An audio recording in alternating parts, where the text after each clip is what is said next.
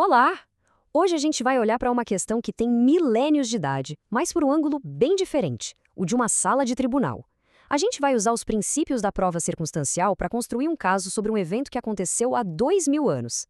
Essa análise toda se baseia nos argumentos do filósofo J.P. Moreland, e a proposta dele é ousada: tratar a ressurreição não só como um artigo de fé, mas como uma conclusão que a gente pode chegar pela razão, sabe? Um veredito que sai da análise fria das evidências que a gente tem. Basicamente é aplicar a mesma lógica que condena criminosos hoje em dia a um evento que mudou a história. Vamos começar? Antes da gente começar a apresentar as provas, é muito importante entender a ferramenta que vamos usar aqui. A diferença entre prova direta e prova circunstancial. A prova direta é aquela clássica, o eu vi. É o testemunho de alguém que estava lá. Claro que isso tem um impacto, mas também tem suas fraquezas. Memórias falham, pessoas se enganam, até mentem. Já a prova circunstancial é diferente. É um conjunto de fatos indiretos. Imagina um quebra-cabeça. Nenhuma peça sozinha mostra a imagem toda, mas quando a gente junta várias delas, uma figura clara e inegável começa a aparecer. Cada fato pode parecer pequeno, mas juntos eles criam uma rede de lógica tão forte que em muitos tribunais chega a ser considerada até mais confiável do que a palavra de uma única testemunha.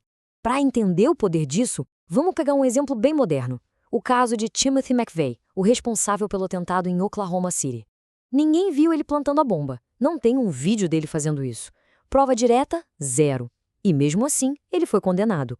Como? Com uma montanha de provas circunstanciais. Tinha o depoimento da pessoa que alugou o caminhão para ele, descrevendo um cara igualzinho a ele.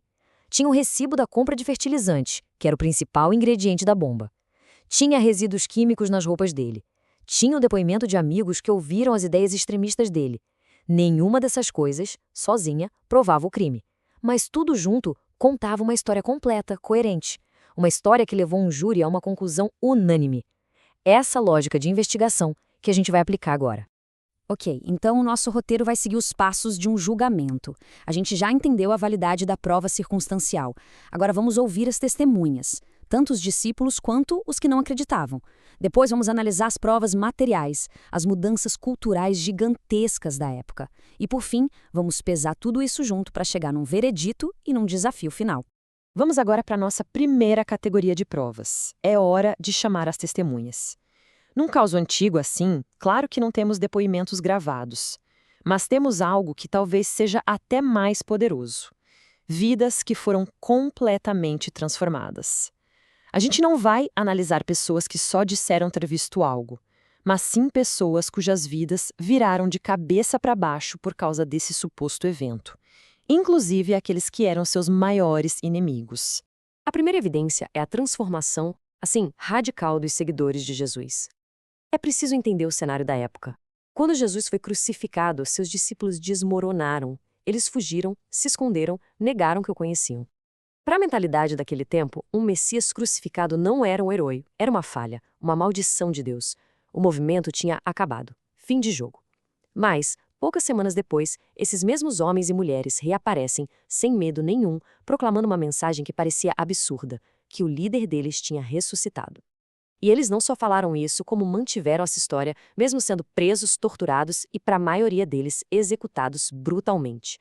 A pergunta que fica é: o que poderia transformar um bando de covardes desiludidos em mártires convictos em tão pouco tempo?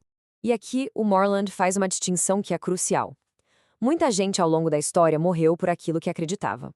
Uma pessoa pode morrer por uma causa que ela sinceramente acredita ser verdade, mas essa crença vem de algo que ensinaram para ela. Ela não tem como saber de fato se é uma fraude ou não. Os apóstolos são um caso único. Eles não morreram por uma ideologia, por uma fé abstrata que alguém contou para eles. Eles morreram por uma afirmação de fato, empírica, a de que eles pessoalmente viram, tocaram e conversaram com Jesus depois que ele foi executado. Isso coloca eles em outra categoria. Eles não estavam morrendo por algo que achavam ser verdade. Eles estavam morrendo por algo que eles tinham como saber se era verdade ou se era uma mentira inventada por eles mesmos. E o argumento é bem simples. As pessoas podem morrer por uma mentira que acham que é verdade, mas não por uma que sabem que inventaram. A segunda prova testemunhal é, para muita gente, ainda mais forte: a conversão de céticos e inimigos. Quando os próprios opositores de uma ideia de repente abraçam essa ideia, o mundo para prestar atenção. O testemunho deles tem um peso enorme porque eles estão falando contra o próprio interesse. Vamos focar em duas figuras-chave aqui. O primeiro é Tiago, o irmão de Jesus. Os evangelhos são brutalmente honestos ao contar que, durante a vida de Jesus, a própria família dele, incluindo Tiago, achava que ele estava louco. Isso aqui os historiadores chamam de critério do embaraço. Ninguém inventaria um detalhe tão constrangedor sobre o seu líder se estivesse criando um mito.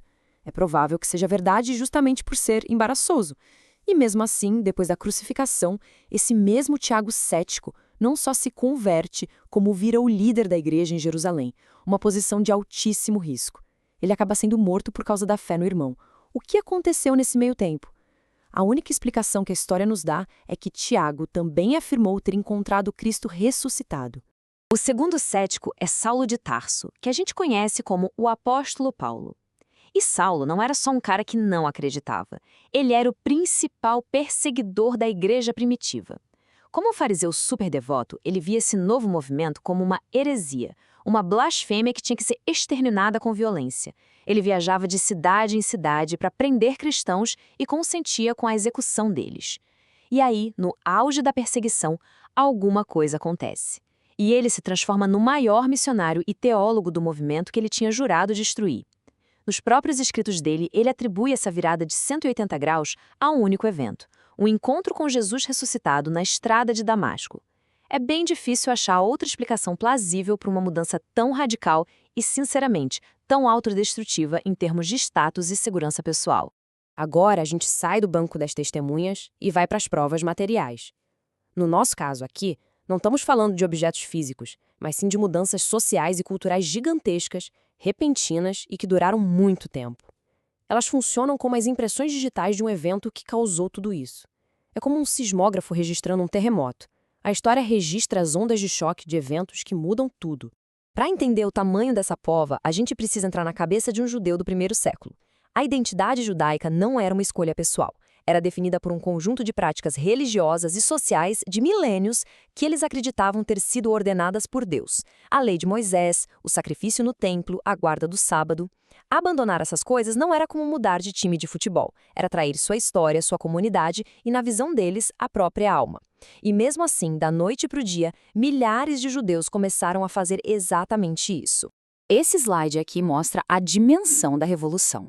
Vamos ver em detalhe essas 5 mudanças sísmicas. Primeiro, o sistema de sacrifícios de animais, o coração do judaísmo por 1.500 anos, de repente foi considerado ultrapassado. Segundo, a lei de Moisés, a base da nação, foi reinterpretada de um jeito radical. Terceiro, o sábado, o sinal da aliança com Deus, foi trocado pelo domingo, o dia da ressurreição, como principal dia de culto. Quarto, e talvez o mais chocante de todos, o monoteísmo estrito, a ideia de que existe um único Deus, foi redefinido para incluir a adoração a um homem, Jesus, como divino. Isso era a maior das blasfêmias. E quinto, a esperança de um Messias rei, que ia esmagar os romanos, foi trocada pela fé em um Messias servo, que foi esmagado por eles. Isso tudo junto não é uma reforma, é um terremoto cultural e teológico que exige uma causa com a mesma magnitude.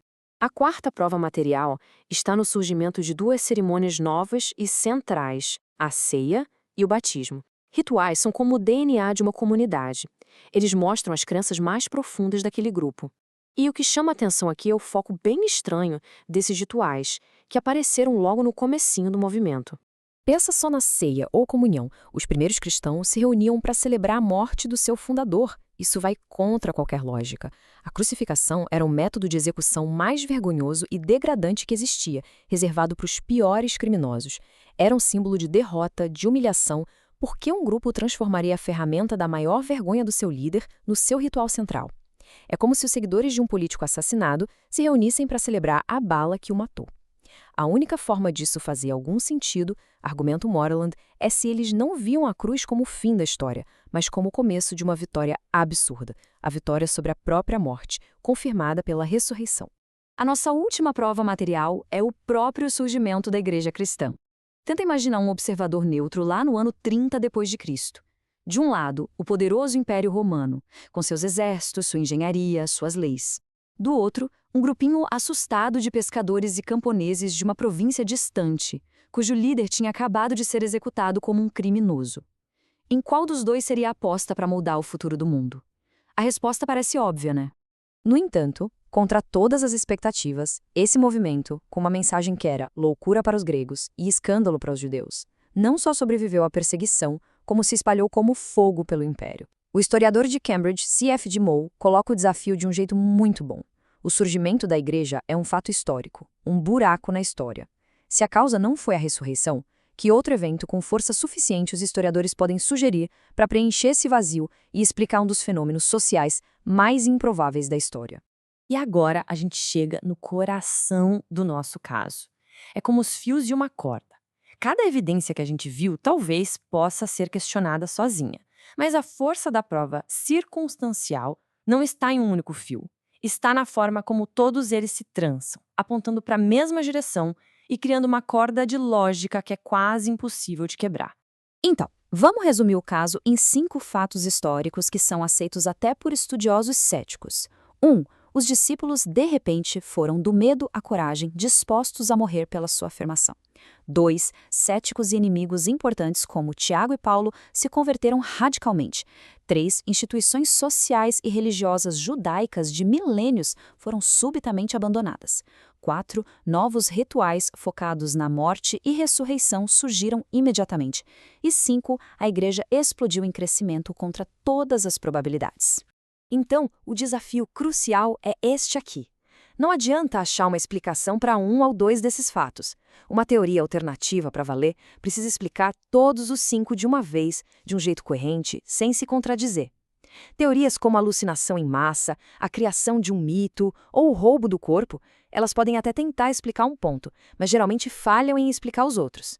O argumento do Moreland é que só uma hipótese consegue amarrar todas essas pontas soltas numa história que faça sentido, a de que Jesus de Nazaré realmente ressuscitou dos mortos.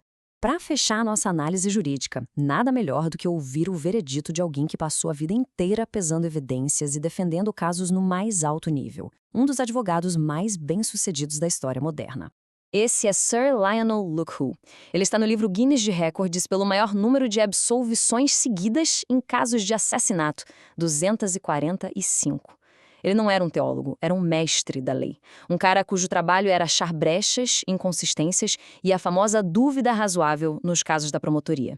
Depois de passar anos analisando as evidências históricas da ressurreição com o mesmo rigor que ele usava nos seus casos, ele chegou a essa conclusão, sem rodeios. É um testemunho e tanto, vindo de uma mente treinada para duvidar. Mas o argumento de Moreland não para no veredito histórico. Ele propõe um último passo, uma consequência lógica. Se a montanha de evidências circunstanciais aponta para a conclusão de que a ressurreição é um fato, então a própria natureza dessa conclusão exige o que ele chama de teste experimental. A afirmação central do cristianismo não é só que algo aconteceu há 2000 anos, é que a pessoa no centro desse evento está viva e acessível hoje. Portanto, a conclusão do caso não é só intelectual, ela convida a uma verificação pessoal. E assim, a gente encerra essa análise com uma pergunta provocadora. A gente percorreu um caminho que começou com o princípio da lei, passou por testemunhas transformadas, analisou uma revolução cultural e terminou com o veredito de um especialista. Se essa teia de provas circunstanciais realmente aponta de forma tão consistente para uma conclusão extraordinária, a questão final vai além do campo da história, ela se torna pessoal. A evidência apresentada clama por um teste experimental? A resposta para essa pergunta, o júri final, é cada um de nós.